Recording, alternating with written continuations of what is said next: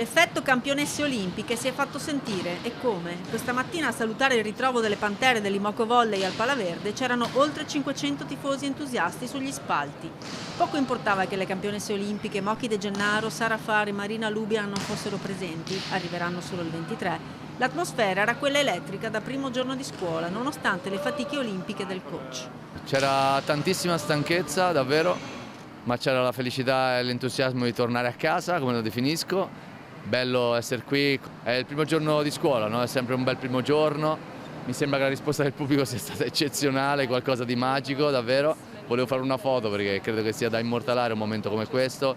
È un Imoco che anche quest'anno vuole vincere tutto. Ben 5 saranno le competizioni alle quali la squadra parteciperà, oltre al campionato, Coppa dei Campioni, Supercoppa in programma a Roma il 28 settembre, anche Coppa Italia e Mondiale per club. Credo che lo spirito e il DNA di questa società sia sempre stato quello di ambire per arrivare fino alla fine.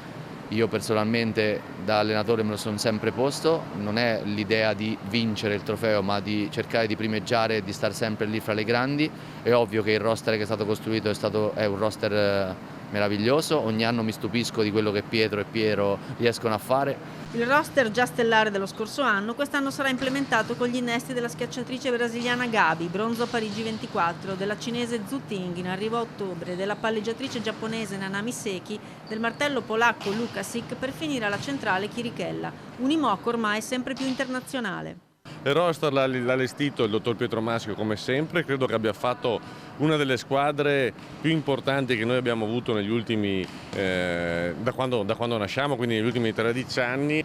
Andiamo dal Brasile alla Cina, quindi diremo che su Imoco non tramonta mai il sole. È una scelta che strategicamente sia sportiva, ma che crediamo che abbia anche un bel ritorno mediatico appunto per dare la giusta soddisfazione a chi ci permette di lavorare. Sull'eredità olimpica il presidente si sbilancia dopo gli incredibili dati televisivi della finale che ha raggiunto oltre il 50% di share.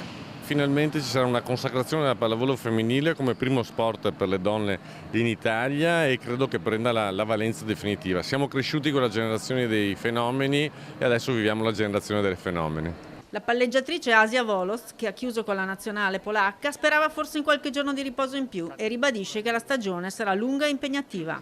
Per noi tutti gli obiettivi sono importanti, ovviamente è bello tornare a giocare mondiali per club perché l'anno scorso purtroppo non è arrivato invito, ma adesso siamo carichi e vogliamo giocare per tutte le coppe e poi vediamo.